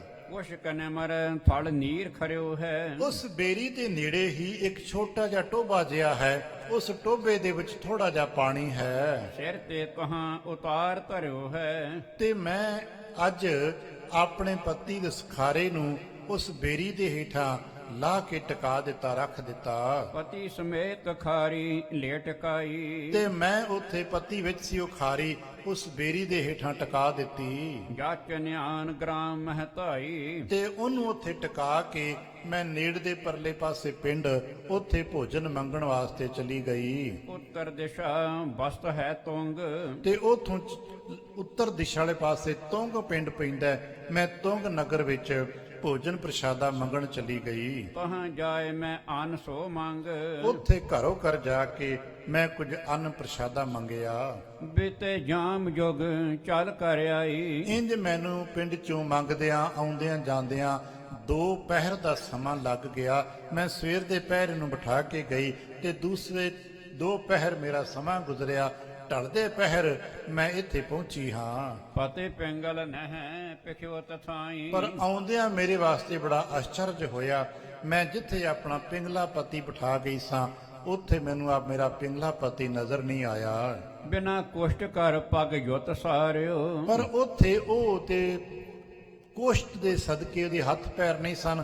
ਪਰ ਇੱਥੇ ਜੋ ਮੈਨੂੰ ਮਿਲਿਆ ਉੱਥੇ ਕੋੜ ਨਹੀਂ ਹੈ। ਆ ਜੋ ਵਿਅਕਤੀ ਖੜਾ ਹੈ, ਇਹ ਮੈਨੂੰ ਉੱਥੇ ਮਿਲਿਆ ਹੈ। ਆਏ ਤਹਾਂ ਇਹ ਪੁਰਖ ਨਿਹਾਰਿਓ। ਮੈਂ ਜਦੋਂ ਆ ਕੇ ਵੇਖਿਆ ਤੇ ਆ ਬੰਦਾ ਉੱਥੇ ਬੈਠਾ ਸੀ। ਇਹਦੇ ਦੇ ਤਨ ਤੇ ਕੋਈ ਕੋੜ ਦਾ ਨਿਸ਼ਾਨ ਤੱਕ ਨਹੀਂ ਤੇ ਮੇਰੇ ਪਤੀ ਦੇ ਹੱਥ ਪੈਰ ਕੋੜ ਨਾਲ ਭਰੇ ਹੋਏ ਸਨ। ਉਹ ਤੋਂ ਨਾ ਬੋਲਿਆ ਜਾਂਦਾ ਸੀ, ਨਾ ਤੁਰਿਆ ਜਾਂਦਾ ਸੀ, ਨਾ ਕੁਝ ਹੱਥੀਂ ਕਾਰ ਵਿਹਾਰ ਕਰ ਸਕਦਾ ਸੀ। ਭੋਜਨ ਪ੍ਰਸ਼ਾਦ ਤੱਕ ਤੇ ਮੈਂ ਖਵਾਉਂਦੀ ਸਾਂ, ਪਰ ਇਹ ਤੇ ਬੰਦਾ ਬਿਲਕੁਲ ਤੰਦਰੁਸਤ ਹੈ। ਮੁਝ ਮਨ ਮਹਿ ਨਹਿ ਨਿਹਚੇ ਹੋਵ। ਇਹ ਕਹਿੰਦਾ ਮੈਂ ਉਹੀ ਹਾਂ, ਮੇਰਾ ਫੈਸਲਾ ਮਹਾਰਾਜ ਤੁਸੀਂ ਨਿਆਂ ਕਰਦੇ ਹੋ। ਇਹ ਕਹਿੰਦਾ ਮੈਂ ਉੱਥੇ ਛਪੜੀ ਚ ਨਹਾ ਕੇ ਠੀਕ ਹੋ ਗਿਆ, ਪਰ ਮੈਨੂੰ ਤੇ ਨਹੀਂ ਵਿਸ਼ਵਾਸ ਹੁੰਦਾ ਨਾ, ਇਦਾਂ ਕਿਦਾਂ ਠੀਕ ਹੋ ਸਕਦਾ ਹੈ। ਕਿਸ ਪ੍ਰਕਾਰ ਭਇਆ ਨਵਾਂ ਨਿਰੋਵ। ਇਹ ਨਵਾਂ ਨਰਵਾ ਕਿਵੇਂ ਹੋ ਗਿਆ? ਮੈਂ ਕੋੜੀ ਛੱਡ ਕੇ ਗਈ ਆ 2 ਪਹਿਰ। ਜੇ ਅੱਜ ਆਪਾਂ ਸਮਝਣਾ ਹੋਵੇ 2 ਪਹਿਰ ਨੂੰ, ਲਗਭਗ 6 ਘੰਟੇ ਦੇ ਵਿੱਚ ਇਹ ਸਭ ਕੁਝ ਕਿਦਾਂ ਬਦਲ ਗਿਆ। ਇਹਦੇ ਨਾਲ ਮੇਰਾ ਤੇ ਜ਼ਿੰਦਗੀ ਬਦਲ ਗਈ ਨਾ। ਸਗਲ ਬਾਤ ਸੁਣ ਕੇ ਤ੍ਰਿਆ ਕੇਰੀ। ਜਦੋਂ ਇਸਨੇ ਆਪਣੀ ਸਾਰੀ ਵਿਅਥਾ, ਆਪਣੇ ਮਨ ਦੀ ਸ਼ੰਕਾ, ਸਾਰੀ ਵਾਰਤਾ ਮਹਾਰਾਜ ਨੂੰ ਸੁਣਾ ਦਿੱਤੀ। ਮਾਨਵ ਸਾਥ ਭਨਿਓ ਤਿਸ ਬੇਰੀ। ਜਿਹੜਾ ਬੰਦਾ ਨਾਲ ਚੁੱਪ ਕਰਕੇ ਉਹਦਾ ਪਤੀ ਸੀ, ਜੋ ਹੁਣ ਨਵਾਂ ਨਰੋਆ ਹੋ ਬੈਠ ਖੜਾ ਏ, ਉਹ ਚੁੱਪ ਕਰਕੇ ਸਾਰੀ ਵਾਰਤਾ ਸੁਣ ਰਿਹਾ ਹੈ। ਮਹਾਰਾਜ ਦੇ ਅੱਗੇ ਹੱਥ ਜੋੜ ਉਹ ਵੀ ਖੜਾ ਹੋਇਆ ਹੈ। ਪਿੰਗਲ ਦੇਹ ਵਿਖੇ ਬੜ ਰੋਗ। ਹੁਣ ਉੱਥੇ ਗੱਲ ਹੋਈ ਕਿ ਇੱਥੇ ਸਰੀਰ ਵਿੱਚ ਤੇ ਕੋੜ ਸੀ ਤੇ ਕੋੜ ਦੇ ਕਰਕੇ ਪਿੰਗਲਾ ਰੋਗ ਹੋਇਆ ਸੀ। ਤੂੰ ਕਹੋ ਕੈਸੇ ਭਇਓ ਅਰੋਗ। ਤੇ ਪੁੱਛਿਆ ਗਿਆ ਵੀ ਇਹ ਹੁਣ ਤੂੰ ਦੱਸ, ਤੂੰ ਕਹਿੰਦਾ ਕਿ ਮੈਂ ਉਹੀ ਪਿੰਗਲਾ ਹੀ ਆ, ਮੈਂ ਉਹ ਕੋੜੀ ਆ, ਤੇ ਉਹ ਕਰਤਬ ਕੌਤਕ ਦੱਸ ਵੀ ਤੂੰ ਠੀਕ ਕਿਵੇਂ ਹੋ ਗਿਆ। ਇਹ ਤੇ ਸਾਰੇ ਕਹਿਣਗੇ ਨਾ ਕਿ ਕੋੜੀ ਕੋੜੀ ਰਹੇਗਾ, ਤੇ ਇਹ ਤੂੰ ਠੀਕ ਕਿਵੇਂ ਹੋ ਗਿਆ, ਤੂੰ ਕੀ ਕੀਤਾ ਉੱਥੇ। ਸਗਲ ਜਥਾਰਥ ਬਾਤ ਸੁਣਾਵੋ। ਇੰਜ ਕਰ, ਇੱਥੇ ਹੁਣ ਪੰਚਾਇਤ ਹੈ, ਸੰਗਤ ਹੈ, ਗੁਰੂ ਦਰਬਾਰ ਹੈ ਤੇ ਗੁਰੂ ਨਾਨਕ ਦਾ ਘਰ ਹੀ ਆ ਸਾਰੀ ਸੰਗਤ ਬੈਠੀ ਹੈ। ਸਾਰੀ ਸਕਲ ਵਾਰਤਾ ਯਥਾਰਥ ਸੁਣਾ ਜਿਵੇਂ ਤੇਰੇ ਬਾਪ ਬੀਤੀ। ਨਾਹੀਂ ਤਾਂ ਬੜ ਸਜਾਏ ਕੋ ਪਾਵੋ। ਇਹ ਸੱਚ ਜਾਣ, ਜੇ ਤੂੰ ਕੋ ਖੋਟ ਕਮਾਰਿਆ ਹੋਏ ਇਸ ਬੀਬੀ ਦੇ ਪਤ ਜਿੱਤ ਦੇ ਬਾਰੇ ਸੋਚ ਕੇ, ਤੇ ਫਿਰ ਬਹੁਤ ਸਜ਼ਾਵਾਂ ਦਾ ਹੱਕਦਾਰ ਹੋਵੇਂਗਾ। ਪਾਤਸ਼ਾਹ ਥੋੜਾ ਜਿਹਾ ਡਾਂਟ ਕੇ ਕਿਹਾ ਵੀ ਭਾਈ, ਜੇ ਤੂੰ ਅੱਗ ਪਾਪ ਕਰਨ ਦੀ ਸੋਚਦਾ ਹੈ ਤੇ ਫਿਰ ਸਾਡੇ ਘਰ ਇਹ ਵੀ ਨਿਆਂ ਹੈਗਾ ਨਾ ਕਿ ਜੋ ਅਸੀਂ ਕਿਤੇ ਕਦੇ ਪਾਣੀ ਚ ਪੜਦੇ ਹੋਏਗਾ, ਸੰਤਾਂ ਮਾਨੋ ਦੂਤਾਂ ਡਾਨੋ, ਫਿਰ ਤੂੰ ਸਜ਼ਾ ਦਾ ਹੱਕਦਾਰ ਹੋਵੇਂਗਾ। ਇਸ ਕਰਕੇ ਸੱਚੋ ਸੱਚ ਦੱਸ। ਕਪਟ ਜੇ ਕਰਿਓ ਭਾਰ ਜਾਹੇਤ। ਤੇ ਜੇ ਤੂੰ ਕੋਈ ਕਪਟ ਕੀਤਾ ਹੈ ਨਾ ਤੇ ਤਦ ਵੀ ਦੱਸ ਦੇ। ਬਸ ਹੈ ਨਹੀਂ ਇਹ ਤੋਹੇ ਨਕੇਤ। ਤੇ ਇਹ ਵੀ ਤੈਨੂੰ ਸੱਚ ਦੱਸੀਏ ਕਿ ਜੋ ਇਸ ਬੀਬੀ ਨੇ ਦੱਸਿਆ ਏ, ਤੇ ਅਗਰ ਕੋ ਮਨ ਚ ਕੋਈ ਖੋਟ ਹੈ ਤੇ ਇਹ ਤੇਰੇ ਘਰ ਵਸਣ ਨਹੀਂ ਲੱਗੀ। ਇਹਨੇ ਤੇ ਆਪਣੇ ਫਿਰ ਪ੍ਰਾਣ ਅੰਤ ਤੱਕ ਦਾ ਫੈਸਲਾ ਇਹਦਾ ਹੈ। ਪਰ ਤੂੰ ਦਾ ਸੱਚੋ ਸੱਚ ਤੂੰ ਕੌਣ ਹੈ ਤੇ ਕੀ ਤੇਰੇ ਨਾਲ ਬੀਤੀ ਹੈ। ਸੁਣ ਗੁਰ ਤੇ ਤਿਹ ਮਾਨਵ ਕਹਿਓ। ਉਸ ਭਾਈ ਨੇ ਗੁਰੂ ਮਹਾਰਾਜ ਦਾ ਬਚਨ ਸੁਣਿਆ ਤੇ ਬੜੇ ਅਦਬ ਨਾਲ ਅੱਗੋਂ ਕਹਿਣ ਲੱਗਾ, ਸਰ ਬਿਰਤਾਂਤ ਸੁਨੋ ਜਿਮ ਲਹਿਓ। ਸੱਚੇ ਪਾਤਸ਼ਾਹ, ਮੈਂ ਵੀ ਆਪ ਦੀ ਤਾਰੀਫ ਹੁਣੇ ਸਰਵਣ ਕੀਤੀ ਹੈ। ਜੋ ਜੋ ਮੇਰੇ ਨਾਲ ਹੋਇਆ ਮੈਂ ਸੱਚੋ ਸੱਚ ਆਪ ਜੀ ਦੇ ਅੱਗੇ ਚਰਨਾਂ 'ਚ ਰੱਖ ਦਿੰਦਾ ਹਾਂ। ਬਦਰੀ ਸੋ ਧਰ ਕਰ ਮਮ ਖਾਰੀ। ਤੇ ਜਦੋਂ ਮੈਂ ਸਾਰੀ ਕਹਾਣੀ ਦੱਸਦਾ ਹਾਂ, ਜਦੋਂ ਇਹ ਖਾਰੀ 'ਚ ਪਏ ਹੋਏ ਨੂੰ ਮੈਨੂੰ ਉਸ ਬੇਰੀ ਦੇ ਹੇਠਾਂ ਧਰ ਕੇ ਗਈ ਹੈ, ਜਬ ਇਹ ਮੰਗਣ ਹੇਤ ਸਧਾਰੀ। ਜਦੋਂ ਇਹ ਮੈਨੂੰ ਇੱਥੇ ਇਕੱਲੇ ਨੂੰ ਬਿਠਾ ਕੇ ਇਹ ਮੰਗਣ ਵਾਸਤੇ ਨੇੜ ਦੇ ਪਿੰਡ ਚਲੀ ਗਈ, ਤਬ ਇੱਕ ਬਾਇਸ ਚੱਲ ਢਿਗਿਆ ਵਾ। ਤੇ ਮੇਰੇ ਵਹਿੰਦਿਆਂ ਵਹਿੰਦਿਆਂ ਇੱਕ ਕਾਂ ਉੱਥੇ ਬੇਰੀ ਤੇ ਆ ਬੈਠਾ। ਕਰੇ ਪਾਨ ਅਰ ਪੰਖ ਪਿਗਾਵਾ। ਉਹ ਗਰਮੀ ਦੇ ਕਰਕੇ ਉਸ ਕਾਂ ਨੇ ਉੱਥੇ ਥੋੜਾ ਜਿਹਾ ਪਾਣੀ ਟੋਭੇ ਦੇ ਵਿੱਚ ਉਸ ਜਲ ਦਾ ਪਾਨ ਕੀਤਾ, ਭਾਵ ਉਹ ਜਲ ਪੀਤਾ, ਤੇ ਨਾਲ ਹੀ ਉਸ ਨੇ ਉਹ 'ਚ ਨਹਾਉਣਾ ਕੀਤਾ, ਆਪਣੇ ਆਪ ਨੂੰ ਭਿਉਂ ਲਿਆ। ਜਦੋਂ ਹੀ ਉਹ ਕਾਂ ਉਸ ਛਪੜੀ 'ਚ ਡੁਬਕੀ ਲਾ ਕੇ ਬਾਹਰ ਆਇਆ ਨਾ, ਭਇਓ ਸੁਪੇਦ ਰੰਗ ਤਿਸ ਕੇਰਾ। ਤੇ ਮੇਰੇ ਵਹਿੰਦਿਆਂ ਵਹਿੰਦਿਆਂ ਉਹ ਪਾਣੀ ਪੀਤਾ, ਉਹਨੇ ਪਾਣੀ ਪੀ ਕੇ ਉਹ ਨਹਾਉਣ ਵੜ ਗਿਆ। ਹਾਲਾਂਕਿ ਸਭ ਨੂੰ ਪਤਾ ਹੈ ਕਿ ਪੰਛੀ ਕਿਸ ਤਰ੍ਹਾਂ ਕਿਨਾਰਿਆਂ ਬੈਠ ਕੇ ਖੰਭ ਫੜਫੜਾ ਕੇ ਇਹ ਪੰਛੀ ਨਹਾਉਂਦੇ ਨੇ। ਕਹਿਣ ਲੱਗਾ ਬਸ ਉਹਦੇ ਨਹਾਉਂਦਿਆਂ ਨਹਾਉਂਦਿਆਂ ਤੇ ਜਦੋਂ ਸੁੱਕੇ ਥਾਂ ਤੇ ਬਹਿ ਕੇ ਉਹਨੇ ਆਪਣੇ ਖੰਭ ਸੁਕਾਏ ਨਾ ਫੜਫੜਾ ਕੇ, ਇੰਨੇ ਦੇ ਵਿੱਚ ਵਿੱਚ ਹੀ ਉਹਦਾ ਤੇ ਰੰਗ ਹੀ ਚਿੱਟਾ ਹੋ ਗਿਆ, ਉਹਦਾ ਤੇ ਰੰਗ ਹੀ ਬਦਲ ਗਿਆ। ਧਰੀ ਮਰਾਲ ਪ੍ਰਭਾ ਤਿਸ ਬੇਰਾ। ਮਹਾਰਾਜ ਉਹਨੇ ਤੇ ਮਰਾਲ ਕਹਿੰਦੇ ਨੇ ਹੰਸ, ਉਹਦੀ ਤੇ ਜੋ ਦਮਕ ਸੀ, ਜੋ ਆਭਾ ਸੀ, ਉਹ ਹੰਸ ਵਰਗੀ ਹੋ ਗਈ। ਇਹ ਦੇਖ ਕੇ ਮੇਰੇ ਮਨ 'ਚ ਬੜਾ ਅਚੰਭਾ ਹੋਇਆ। ਸ਼ਿਆਮ ਵਰਣ ਸਗਰੋ ਮਿਟ ਗਇਓ। ਉਹਦਾ ਕਾਲਾ ਰੰਗ ਕਾਂ ਵਾਲਾ ਸਾਰਾ ਹੀ ਮਿਟ ਗਿਆ, ਉਹਦਾ ਤੇ ਰੰਗ ਹੀ ਚਿੱਟਾ ਹੋ ਗਿਆ। ਜਾਨ ਸਬੂਣ ਸੰਗ ਉਜਲ ਭਇਓ। ਇੰਜ ਹੋਇਆ ਜਿਵੇਂ ਅਸੀਂ ਸੁਣਿਆ ਹੈ ਕਿ ਜੇ ਕੱਪੜਾ ਮੈਲਾ ਹੋਵੇ, ਕਾਲਾ ਹੋਵੇ, ਤੇ ਅਸੀਂ ਸੁਣਿਆ ਆਲੇ ਦੁਆਲੇ ਤੋਂ ਕਿ ਸਾਬਣ ਲਾ ਕੇ ਲੋਕ ਧੋ ਦਿੰਦੇ ਨੇ। ਪਰ ਇੱਦਾਂ ਕੀਤਾ ਵੀ ਉਹਨੂੰ ਤੇ ਸਾਬਣ ਵੀ ਕੋਈ ਨਾ ਲੱਗਾ, ਪਰ ਉਹ ਤਾਂ ਉਸ ਜਲ ਟੋਭੇ 'ਚ ਇਸ਼ਨਾਨ ਕਰਕੇ ਨਹਾ ਕੇ ਚਿੱਟਾ ਹੋ ਗਿਆ। ਤਬ ਹੂੰ ਮੈਂ ਜਾਣਿਓ ਨਿਜ ਆਤਮ। ਉਹਨੂੰ ਵੇਖ ਕੇ, ਕਾਂ ਦੇ ਸਰੂਪ ਨੂੰ ਬਦਲਦੇ ਹੋਏ ਨੂੰ ਤੱਕ ਕੇ ਮੇਰੇ ਮਨ 'ਚ ਖਿਆਲ ਆਇਆ, ਮੇਰੀ ਆਤਮਾ ਵਿੱਚ ਇੱਕ ਆਵਾਜ਼ ਉੱਠੀ, ਇਸ ਜਲ ਕੋ ਹੈ ਮਹਾ ਮਹਾਤਮ। ਮੈਂ ਸਮਝਿਆ, ਮੈਂ ਜਾਤਾ ਕਿ ਇਸ ਥਲ ਤੇ, ਇਸ ਜਲ ਵਿੱਚ ਕੋਈ ਮਹਾਨ ਮਹਾਤਮ ਛੁਪਿਆ ਹੋਇਆ ਹੈ, ਜਿਸਦਾ ਕਿਸੇ ਨੂੰ ਪਤਾ ਨਹੀਂ ਹੈ। ਹਾਲ ਚਾਲ ਮੈਂ ਤਜ ਕਰ ਖਾਰੀ। ਤੇ ਜੋ ਇਹ ਗੱਲ ਜਦੋਂ ਮੈਂ ਸਮਝੀ ਆਤਮ ਚੋਂ, ਇੰਜ ਕਹੋ ਮੇਰੇ ਅੰਦਰੋਂ ਆਵਾਜ਼ ਆਈ ਕਿ ਤੇਰੇ ਵਾਸਤੇ ਜੋ ਕਲਾ ਹੈ, ਮੈਂ ਹੌਲੀ ਹੌਲੀ ਹਿਲਦਿਆਂ ਡੁੱਲਦਿਆਂ ਆਪਣੇ ਆਪ ਨੂੰ ਉਸ ਖਾਰੀ ਚੋਂ ਕੱਢ ਕੇ ਰੁੜਿਆ, ਜਾਇਸ਼ ਪਰਸ਼ਿਓ ਸੁੰਦਰ ਬਾਰੀ। ਤੇ ਮੈਂ ਵੀ ਖਾਰੀ ਚੋਂ ਡਿੱਗਦਾ ਰਿੜਦਾ ਉਸ ਢਲਾਨ ਤੇ ਜਾ ਕੇ ਮੈਂ ਉਸ ਜਲ ਵਿੱਚ ਆਪਣੇ ਆਪ ਨੂੰ ਡੇਗ ਲਿਆ। ਜਿਉਂ ਹੀ ਮੈਂ ਉਹ ਠੰਡਾ ਜਲ ਛੁਇਆ, ਜਗ ਪੂਰਬ ਮੈਂ ਹਾਥ ਭਿਗੋਏ। ਸਭ ਤੋਂ ਪਹਿਲਾਂ ਮੈਂ ਰਿੜ ਕੇ ਜਦੋਂ ਨੇੜੇ ਗਿਆ ਤੇ ਮੈਂ ਆਪਣੇ ਮੈਲੇ ਕੁਚੈਲੇ ਕੋੜ ਨਾਲ ਭਰੇ ਹੋਏ ਹੱਥ ਜਦੋਂ ਮੈਂ ਉਸ ਠੰਡੇ ਜਲ ਵਿੱਚ ਪਾਏ, ਤਤਕਾਲ ਅੰਗੁਰੀ ਜੁਤ ਹੋਏ। ਤੇ ਜਿਉਂ ਹੀ ਮੈਂ ਹੱਥ ਭਿਉਂ ਕੇ ਬਾਹਰ ਕੱਢੇ, ਮੈਨੂੰ ਤਰਵਾਸ ਆਈ।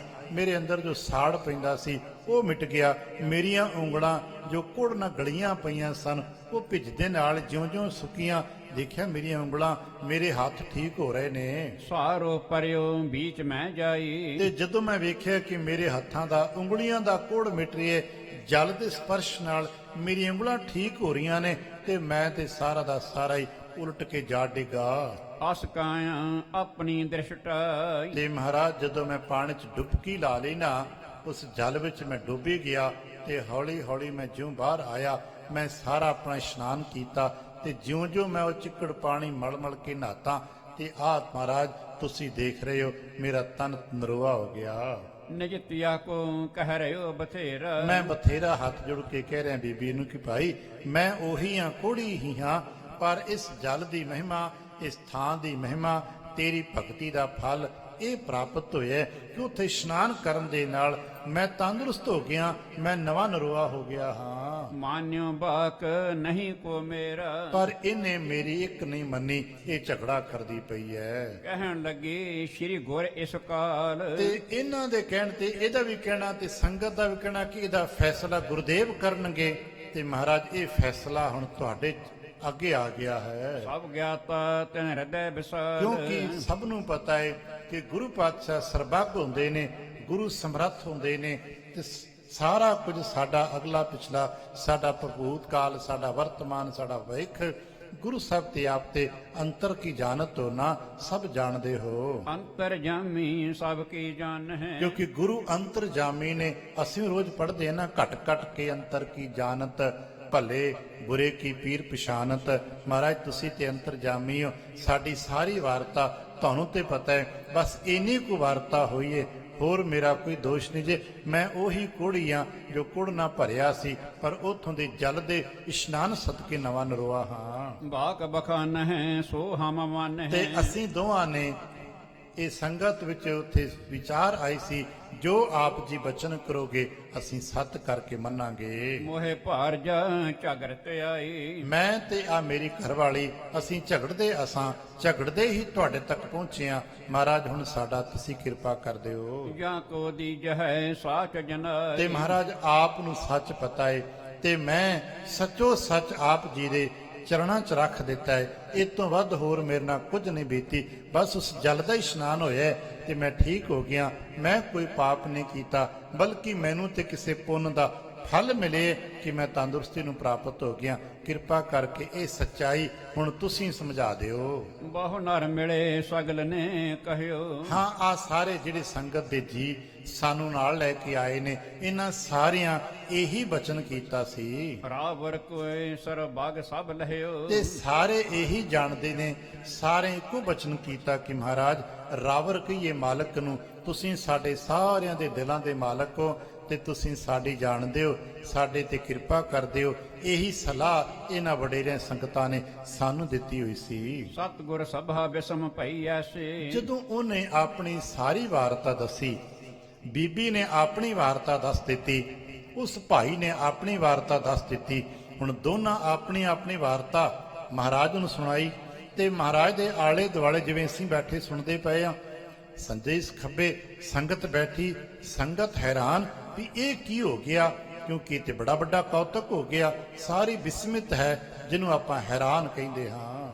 ਸੁਣਤ ਮੌਨ ਧਰਿਓ ਸਭ ਬੈਸੀ। ਤੇ ਸੱਚ ਹੈ, ਜਦੋਂ ਇਹੋ ਜੀ ਕੋਈ ਅਚੰਭਤ ਜੀ ਗੱਲ ਵਰਤੇ ਤੇ ਸਾਰੇ ਸਾਹ ਰੋਕ ਕੇ ਸੁਣਦੇ ਹੁੰਦੇ ਨੇ ਕਿ ਹੁਣ ਕੀ ਹੋਏਗਾ। ਇਹਨੇ ਆਪਣੀ ਦੱਸ ਦਿੱਤੀ, ਉਹਨੇ ਆਪਣੀ ਦੱਸ ਦਿੱਤੀ, ਤੇ ਮਹਾਰਾਜ ਕੀ ਦੱਸਣਗੇ, ਕਿਉਂਕਿ ਆਖਰੀ ਸੱਚ ਤੇ ਗੁਰੂ ਕਾ ਬਚਨ ਹੀ ਹੈ ਨਾ। ਅਸੀਂ ਤੁਸੀਂ ਆਪਣੀ ਅਰਦਾਸਾਂ ਕਰ ਸਕਦੇ ਹਾਂ, ਆਪਣੀ ਬੇਨਤੀਆਂ ਕਰ ਸਕਦੇ ਹਾਂ, ਨਿਆਂ ਤੇ ਗੁਰੂ ਕੇ ਹੱਥ ਹੈ ਨਾ। ਹੁਣ ਤੇ ਗੁਰੂ ਪਾਤਸ਼ਾਹ ਦੱਸਣਗੇ, ਕਿਉਂਕਿ ਇਹਨਾਂ ਦੋਨਾਂ ਦਾ ਗਵਾਹ ਤੇ ਕੋਈ ਨਹੀਂ। ਅੱਜ ਵੀ ਸਾਰੀ ਨਿਆਂ ਪ੍ਰਣਾਲੀ ਗਵਾਹਾਂ ਤੇ ਖੜੀ ਹੁੰਦੀ ਹੈ, ਤੇ ਜਿੱਥੇ ਗਵਾਹ ਕੋਈ ਨਾ ਹੋਵੇ ਉਹਦਾ ਨਿਆਂ ਕਰਨਾ ਅੱਜ ਦੇ ਜੱਜਾਂ ਵਾਸਤੇ ਤੇ ਬੜਾ ਹੀ ਔਖਾ ਹੈ। ਤੇ ਉਦੋਂ ਵੀ ਬੈਠੇ ਲੋਕ ਸੋਚਦੇ ਸਨ ਵੀ ਇਹਨਾਂ ਦਾ ਗਵਾਹ ਤੇ ਕੋਈ ਹੈ ਨਹੀਂ, ਦੋਵੇਂ ਜੀ ਨੇ, ਮਹਾਰਾਜ ਹੁਣ ਕੀ ਨਿਆਂ ਕਰਦੇ ਨੇ, ਸੱਚਾ ਇਹਨਾਂ ਚੋਂ ਕਿਹੜਾ ਹੈ, ਕਿਉਂਕਿ ਸਾਨੂੰ ਤੇ ਪਤਾ ਕੋਈ ਨਾ। ਸ਼੍ਰੀ ਅਰਜਨ ਜੀ ਬਾਕ ਬਖਾਨਾ। ਜਦੋਂ ਵੇਖਿਆ ਮਹਾਰਾਜ ਨੇ ਵੀ ਸਾਰੀ ਸੰਗਤ ਚੁੱਪ ਇੱਕ ਟਕ ਸਾਹ ਰੋਕੀ ਮਹਾਰਾਜ ਦੇ ਫੈਸਲੇ ਨੂੰ ਉਡੀਕ ਰਹੀ ਹੈ, ਤਾਂ ਮਹਾਰਾਜ ਜੀ ਨੇ ਬਹੁਤ ਗਹਿਰ ਗੰਭੀਰ ਬਚਨ ਬਖਸ਼ਿਸ਼ ਕੀਤਾ। ਬੈਠੋ ਸ਼ਬਦ ਸੁਨੋ ਨਿਜ ਕੰਨ। ਜੋ ਅੱਜ ਤੱਕ ਦੀ ਸਭ ਤੋਂ ਬਿਹਤਰੀਨ ਨਿਆਂ ਪ੍ਰਣਾਲੀ ਹੈ। ਕਹਿਣ ਲੱਗੇ ਬਹਿ ਜਾਓ।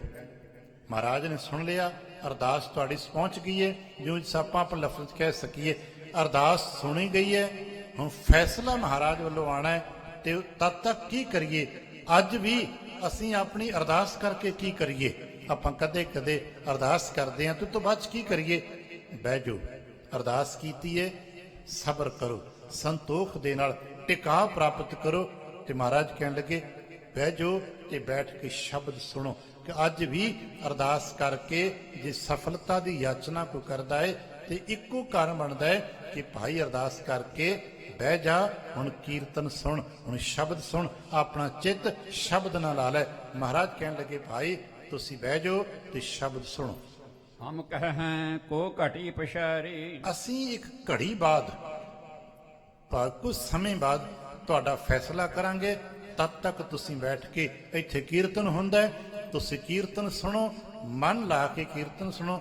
ਅਸੀਂ ਕੁਝ ਸਮੇਂ ਬਾਅਦ ਤੁਹਾਡਾ ਫੈਸਲਾ ਸੁਣਾਉਂਦੇ ਹਾਂ ਸਾਚ ਝੂਠ ਕਰਦੇ ਹੈ ਨਿਰਾਰੀ ਤੇ ਅਸੀਂ ਕੁਝ ਸਮੇਂ ਬਾਅਦ ਤੁਹਾਡਾ ਸੱਚ ਤੇ ਝੂਠ ਦਾ ਨਿਰਣਾ ਤੇ ਫੈਸਲਾ ਕਰ ਦਿਆਂਗੇ। ਇਮ ਕਹਿ ਨੈਣ ਮੂੰਦ ਕੀਆ ਧਿਆਨਾ ਇੰਜ ਕਹਿ ਕੇ ਪਾਤਸ਼ਾਹ ਸਾਹਿਬ ਜੀ ਨੇ ਸਾਰਿਆਂ ਨੂੰ ਟਿਕਾ ਦਿੱਤਾ। ਆਪਣਾ ਵੀ ਪਾਤਸ਼ਾਹ ਨੇ ਕੁਝ ਸਮੇਂ ਵਾਸਤੇ ਨੇਤਰ ਬੰਦ ਕਰ ਲਏ ਹਨ।